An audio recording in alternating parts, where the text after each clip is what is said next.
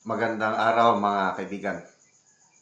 Pag-usapan natin ngayon ang hindi pag-attend ni Vice President Sara Duterte sa plenary deliberation ng budget ng Office of the Vice President. I think that was September 23. Nako po, naglipa na ang mga fake news na lumalabas ngayon na paninira, paninira, gusto nilang isirain ang image ni Vice President Sara. Okay, ang pinaka-latest na fake news, pinaghintay daw, ang mga kongresista daw naghintay ng 17 hours. Kasi nga, budget ng OBP, naghintay daw ng 17 hours ang mga kongresista. Sumagot naman kaagad ang Office of the Vice President. That's fake news. Kasi ito yung sagot ng Office of the Vice President tungkol sa 17 hours na naghintay ang mga kongresista sa pagdalo ni VP Sara sa budget deliberation, yung plenary. Sabi dito, yung statement ng OBP, as early as September 16, 2024, the date when the letter was formally received by Congressman Zia Alonto Adjung's office, the budget sponsor, Congressman Adjung himself already knew that Vice President Sara Duterte leaves the deliberation of the OBP budget proposal in the plenary entirely to the pleasure of the House of Representatives as stated in the last paragraph of her letter. The received date by Congressman Adjung's office is clearly indicated at the lower right portion of the letter, which is September 16.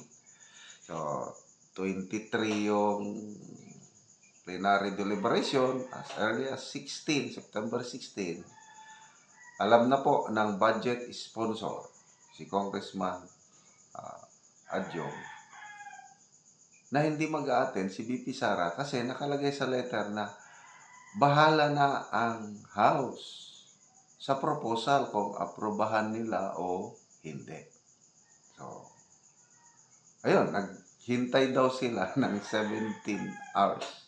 So, lumalabas ito parang naisahan.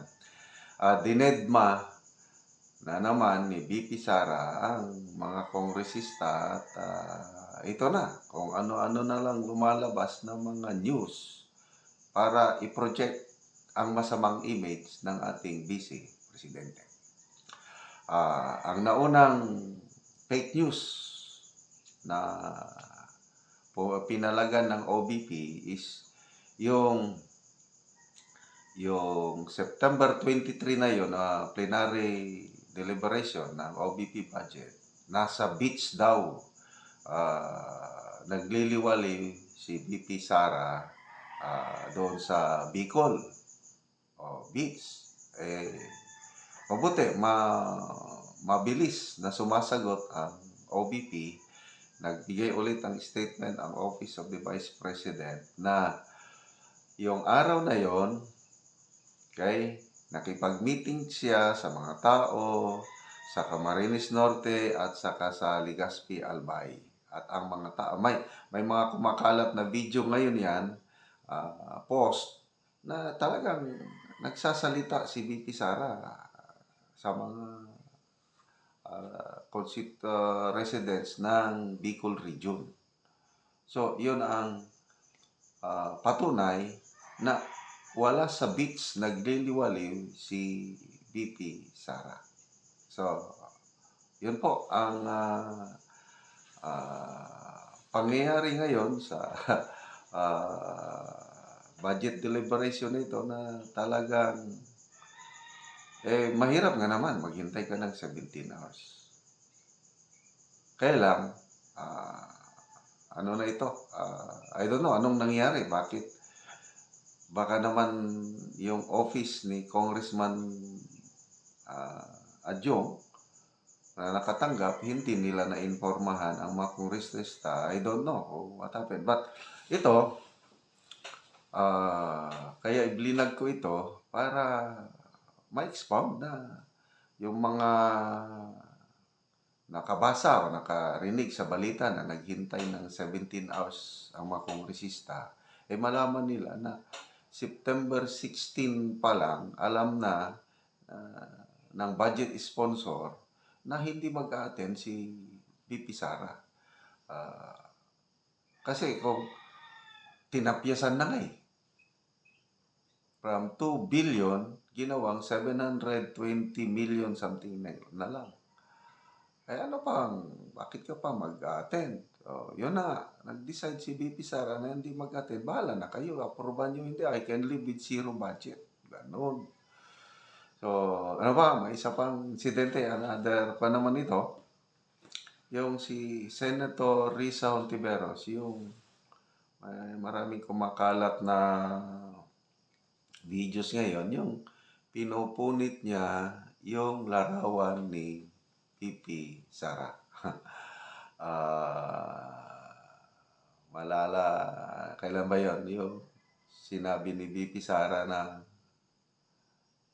lumapit, humihingi ng tulong noon, nung hindi pa nanalong senador, talagang pumupunta palagi sa Davao at humihingi ng suporta ng mga Duterte. Yun, nabulgar tuloy yun. Ngayon, nanalo na. Ngayon, I don't know kung saan nanggagaling yung... Bakit? Hindi ko alam Bakit niya, kitang-kita pinunit niya yung larawan ni VP Sara. So, anong masasabi niyo doon? Grabe. Anyway, ano yung kasabihan natin? You cannot put a good man or a good woman down. Tagal na ito, magto 2 years na ata.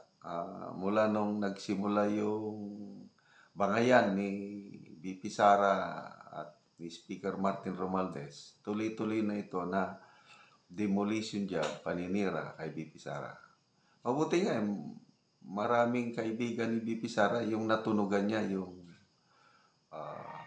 i-impeach siya ng mga ilang kongresista. Yun, natunugan din niya yun, naisahan na naman niya yung kaya doon sa unang pagharap niya sa nung presentation ng budget niya sa mga kongresista, inunahan niya na siya lang nag-attend. Walang staff niya kasi baka mamaya i-cite in contempt nyo yung mga tauhan ko, kawawang pamilya. So ako na lang nag-attend. Para ako ang inyong i-cite in contempt. Ayun. So, grabe. So, dito mo makikita yung karakter ni VP Sara na hindi siya takot. Talagang I will remain unbound, sabi niya. Gusto nyo lang akong i-impeach, but you will never see me unbound. Hindi ako luluhod sa inyo. Yan ang leader. Okay? Believe ako yung kanyang malasakit sa kanyang mga tauhan na hindi niya pina-attend. Kasi nga, nalaman ni VP Sara na uungkatin yung 2022 na confidential fund budget. Ang pinag-uusapan ngayon, 2025 pa. Ano ang kinalaman yung 2022? Diba? So siya na lang humarap. Yan ang tunay na leader na handa siyang magsakripisyo. Siya na lang ang i-cite in contempt kaysa yung mga tauhan niya. That's leadership at the best example. Highest, na yun. So, you cannot put a good leader down. That's VP Sara. Kaya, ito, yung latest Pulse Asia survey, second quarter, namamayagpag pa rin ng VP Sara. Siyang pinakamataas ng approval rating, 69%